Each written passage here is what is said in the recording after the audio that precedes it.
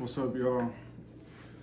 I'm Juwan, and I want to take a second to tell y'all about how I lost everything at 22, and I've spent every year since then trying to gain every ounce of my self, my humanity, my respect, my dignity, my freedom. I've clawed my way from the bottom to the top since then. So, for me, I grew up in Flint. This is his first time hearing this story. My wife's heard it a million times. But I grew up in Flint, Michigan. As a kid, I had like a hard childhood. It was rough, you know. Dad dealt with multiple women. My mom was one of them. Eventually, she got sick of it. She left when I was very young. I grew up with my dad and his wife, my stepmother. I mean, I just call her mom at this point, but from pretty much since I was a baby. If I'm being completely honest, I will say I 100% have non-supportive parents. My dad's dead now. Yeah, he passed away last year. But through my life growing up in Flint, Michigan, those of you who know about Flint, Michigan, you know that it's normal to kind of go through like abuse, physical abuse. It's normal to go through verbal abuse, mental abuse, sexual abuse. It's normal to go through all of these things, right? Especially in that city, because it's nothing but poverty. It's a lot of broken cycles and unhealed trauma. And that's led me to, go throughout high school. As I went throughout high school, I ended up taking a liking to track and field. I really loved basketball, but basketball was hard to focus on because my dad always pushed me super, super hard in basketball. Yeah. So my dad pushed me super hard in basketball. I'm talking like on the weekends, 5 a.m. workouts, personal trainers, professional trainers. He pushed me even when I was like, at the point I wasn't really having fun. He made a deal in the house and it was only for me. I have 6 sisters and 4 brothers, and this deal was only for me. You have to run cross country or you cannot play basketball. Meanwhile, my brothers didn't have the same option. They didn't have the same issue, right? So, as I grew up and I started running cross country more to prepare myself for basketball, I ended up liking the feeling of running and not having to depend on the team, because when it came to basketball, losing hurt a lot, especially when I depended on the team. And I hated that. I hated losing and that being, on somebody else's shoulders and somebody else's. Oh, you sleepy, huh? Yeah. But yeah, so, hey, what's up? I don't have no milk, man. I ain't got none. But yeah, so I worked really, really hard in track and field. I worked really hard in basketball, but eventually I decided to kind of give up basketball. I decided to kind of give up everything having to do with it, because it just came with too much emotional baggage. And that was the first, I guess, string that kind of broke up me and my dad's relationship. So when I went to college for track, I turned down all basketball offers, went to college for track. I could tell that I definitely had non-supportive parents. Yeah, go ahead, talk. You want to talk too? Tell them about your story. You want to get up? No. What you want to do? Huh? What you want to do? You want to grab him? Is you hungry? Is it time for him to eat? We ate at right before I got Why you just zip up your jacket? It's not cold in here. Oh, okay. Here you go. I was about to say, you zip the jacket up like it was cold in here. But basically, I spent so much time, really getting into track and field, and I left. I ended up going to college for track and field, and at college, I loved it. I loved the freedom, and I decided not to come home often. And that was another string pulled at me and my dad's relationship. We already had a strained relationship because I blamed him for my mom leaving. Subconsciously, after years of therapy, I blamed him. I realized I blamed him for my mom leaving. After growing up, I don't know if I want to say that blame was justified, but I do know that that was a big reason that she left, right?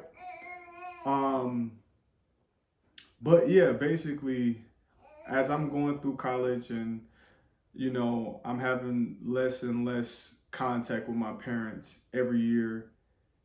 Obviously we go through COVID. Everybody went through COVID the same. It was my last year at track and field. It was my last year to, I guess, feel like the man after having my knee surgery. If you want a story on how I blew out my knee and I couldn't walk for 8 months, drop a comment below. Get this to like 15 likes. And yeah, but that's the type of the type of hardships I was going through, and like I said, not having non-supportive parents. I don't blame them for anything. I do realize that I wasn't given the correct tools to. I wasn't given the correct tools to live my life in a healthy way. Going into college. And then if y'all want a story time, y'all want to delve more into that, we can. But after COVID, and basically finishing up college, I ended up moving to Kentucky. Then I moved to Cincinnati, and I was following a young lady there because I did not feel like I had my parents' support. So I felt like this young woman that I met in college was pretty much the only thing that I had in life, And those of you who have ever come from a toxic family to go into a toxic relationship, those of you who have been there know. Those of you who don't, you don't know the feeling. A lot of people would say, why would you stay? Why would you do this? Why would you do that? Hey man, it happened and it helped me grow up a little bit. But during that toxic relationship, or at the time, I'm around 21, right? I propose, we break up.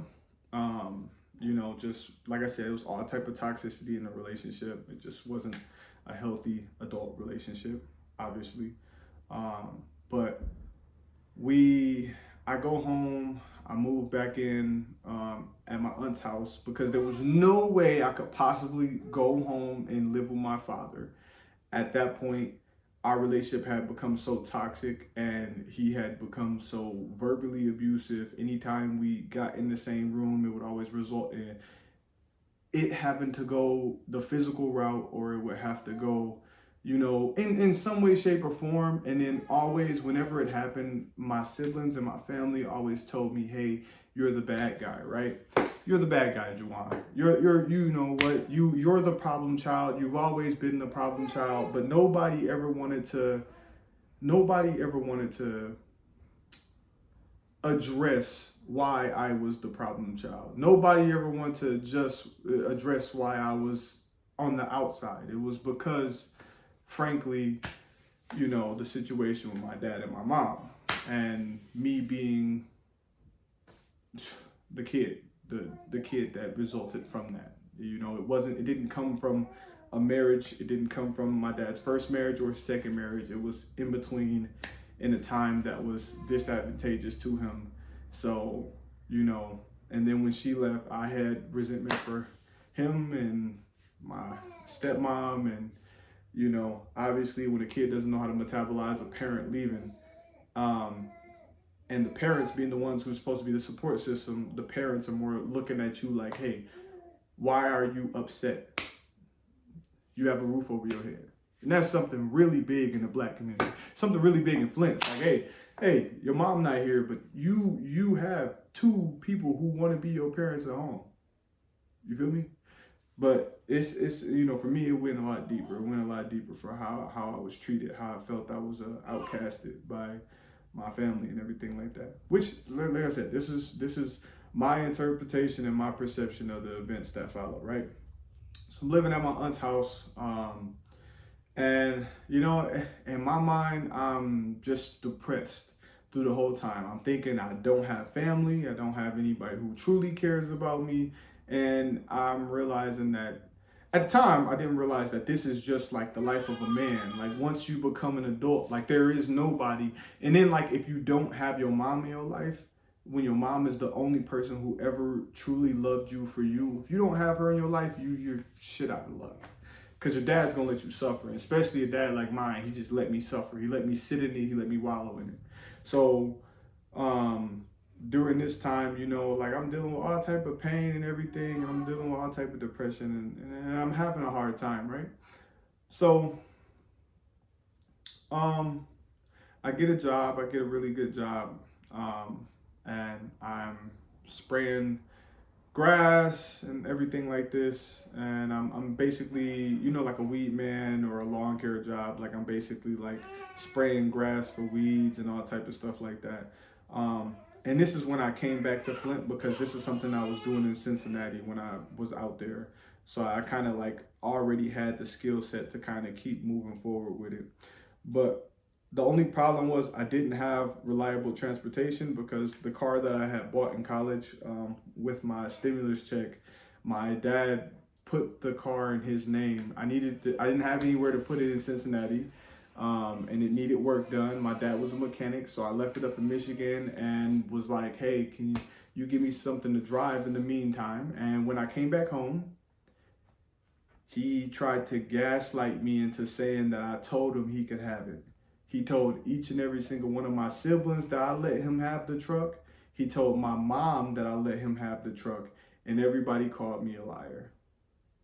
So when everybody called me a liar, this did a big number on my psychological state. I was very, very hurt, and like I said at the time, I couldn't go back to living with my dad. So I worked a pretty labor-intensive job, and working this labor-intensive job, I worked long hours, and I worked longer, harder, and faster than anybody else could at the job, because I'm a big guy. I'm 6'6", I'm 250 pounds. So when you see me picking up these 50-pound bags of fertilizer and ripping them open with one hand while I got another one on my shoulder, and I'm pouring it in the machine, and I'm running through these bags, and my machine might get stuck in mud, I'm lifting the machine up myself, and I'm turning the machine just off my pure body weight, my pure athleticism, my pure efficiency. I'm like absolutely running through every single house I'm doing, and I'm doing an amazing job. Only thing that happens is there was a job that was out in Grand Blanc, and I had to leave that job because it just wasn't working out. I was going all the way out to Grand Blanc, and I couldn't keep working Monday through Saturday, 10 to 12 hours a day. I couldn't do it. It was too much. And on top of that, I was riding with somebody else. So I was riding with somebody else to the job, and it was like, no. So I left the job. They paid me out my last check. With that last check, I got a car. My aunt told me basically I had to move out of her house. She was going to sell it. When I got to that point, I got a car. I got a little Ford Focus, and I left that job and ended up working in Clarkston.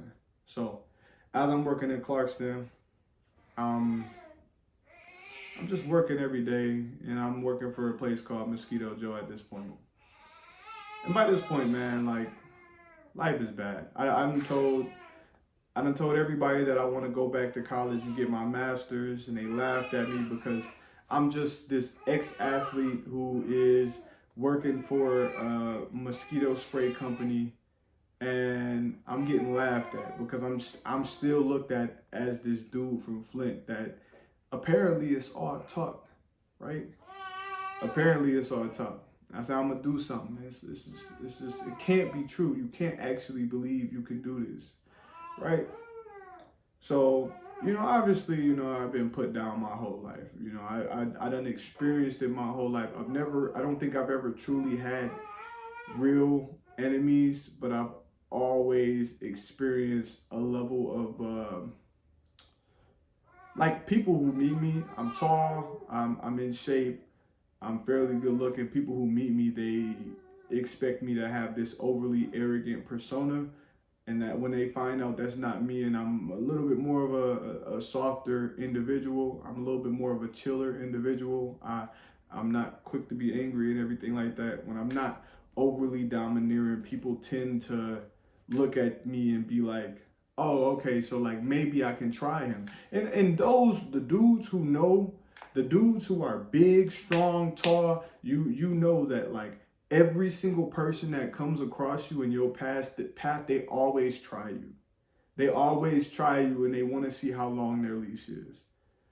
Me, I've never been good at snatching a dog at his leash and correcting them at the moment that they do something. So, and that's still something I'm learning to do now, which is why I got into boxing, to learn how to get into my more aggressive side. But yeah, no, basically, working for Mosquito Joe, again, feeling like I'm a nobody, just like I did at the lawn care service I worked at before. Man, I'm working long hours, and I had got approved for an apartment in Grand Blanc, and I had to move out of my aunt's house, and I still couldn't go to my dad's house, so I was living with a friend in Flint, and I was paying him $400 in rent, which, I ain't have no windows. I couldn't use AC. It was holes in the floor. I could see through from the upstairs to downstairs to the basement. I didn't have water, didn't have food over there, didn't have anything. I was literally broke. I was broke.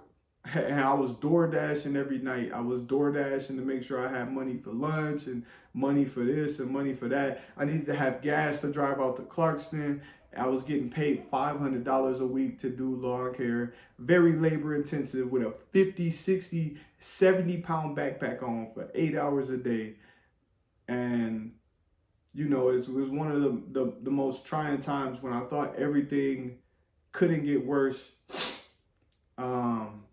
I fell asleep driving.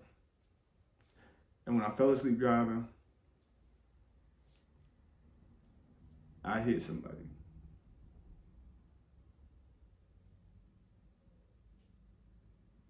And when I hit them, they passed away.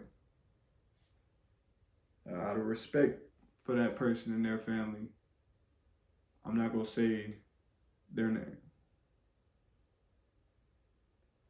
But that moment right there, I lost everything.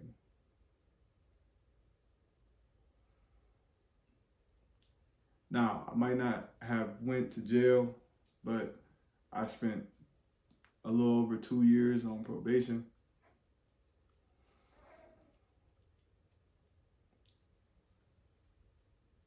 Out here in the state that I live in, it's almost impossible to get around anywhere without your license.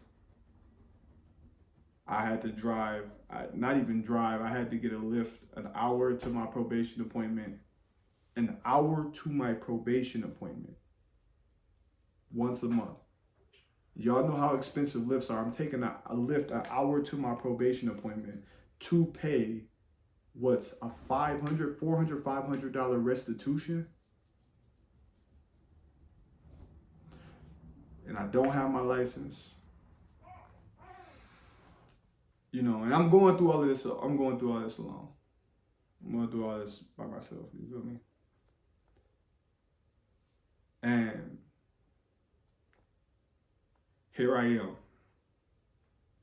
3.5 years later, still trying to get my license back. I haven't gotten my license back. Because from 22 to 23, I'm going through court stuff. 23 to 24, I'm on probation. 24 to 25, I'm on probation.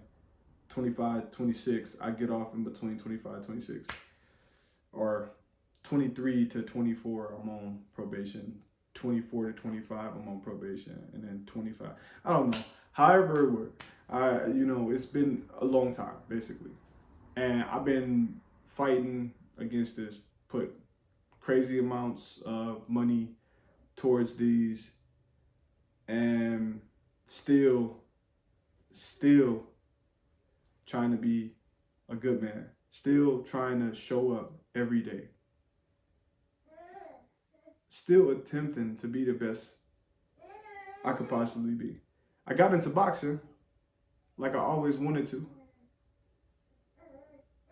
But now I don't have a boxing coach. You know why? Because I'm spending $75 to get there and back via Lyft. I can only go once a week or once every 2 weeks.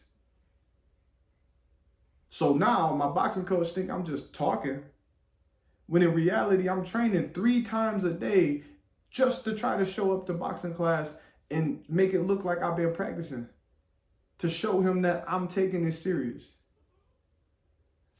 But apparently it don't matter. Obviously I can find a boxing coach, but it's gonna be the same thing. I gotta find a way to get there and back. And I had tons of jobs as a personal trainer. I have my own personal training business now, but it's hard to work as a personal trainer when you're taking lifts to and from the gym. I wrote a book about my experience, Breaking Free to Build a Legacy by Jawan Willis. If you want to support. If you don't, cool. Like, comment, subscribe. Do whatever you do with the video. Do whatever you will. But the truth is, I lost everything. Everything. And through this whole situation, I got married. I had a kid. I moved to a better part of the state. And although I'm not perfect and I never admitted to be perfect, I always did my best. I always tried my hardest. I always tried to show people that I care for them. I always tried to let them know that I'm not here to hurt nobody. You feel me? And it's crazy. It's wild. It don't even make any sense. Because when I go through these days like today, where it feel like I'm getting punched and beat down every second of the day, I'm getting rejection after rejection after rejection, and I wake up the next day to do it all over again and get the same result, I feel like I'm crazy.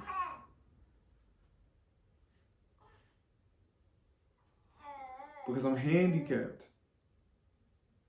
I'm handicapped. I want to tell people make better decisions than I did, but my thing is, I was handicapped from birth. I was handicapped from the beginning. Despite me ever wanting to do the right thing, I was handicapped.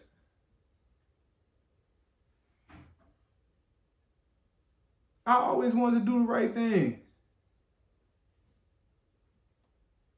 This is just where I've been. This is who I am. This is what I fought from. I fought so hard to get out of Flint that this happened to me. And now I gotta fight to get out of this. And the biggest thing is I'm supposed to take responsibility. I take responsibility for the mistake that I made. I'm still punished for this mistake that I made. And I'm trying hard to get on and move forward with my life.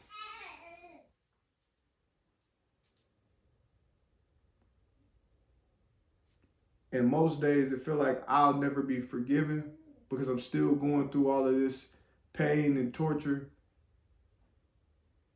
And most days I feel like I deserve it.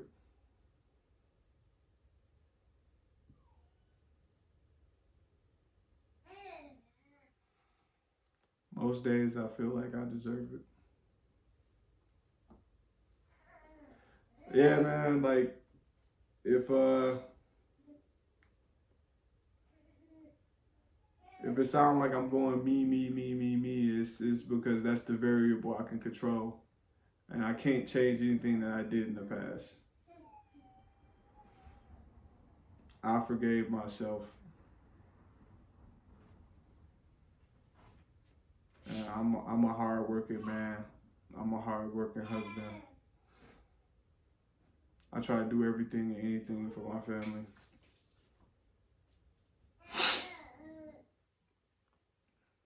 But just like that day where my best at work wasn't enough to keep somebody from getting hurt,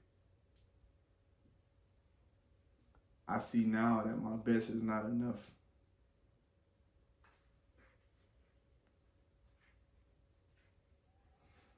So where do I get the rest from?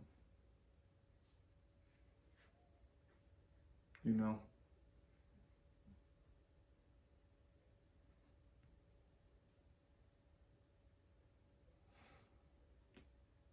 But yeah, here I am. Still, I want to be a boxer. I want to be a gym owner.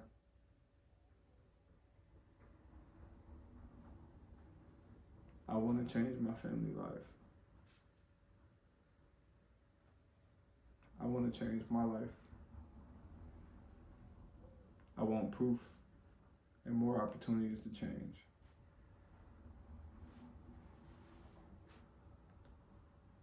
Yeah. Anyways, if y'all mess with the story or whatever, if y'all enjoy story times like this, you feel me? If y'all want a deeper intel into my childhood, let me know. I'll get y'all a hip. If y'all want to know more about all type of things, I'll get y'all a hip. If y'all want to know, if y'all want more family vlogs, I'll get y'all a hip. So shout out to all my dads out there. Shout out to all the poppies out here. It's HTML Poppy, aka Juwan Wando, 1-800 Wando. Call me if you need me. All that good stuff. I'm signing out, man.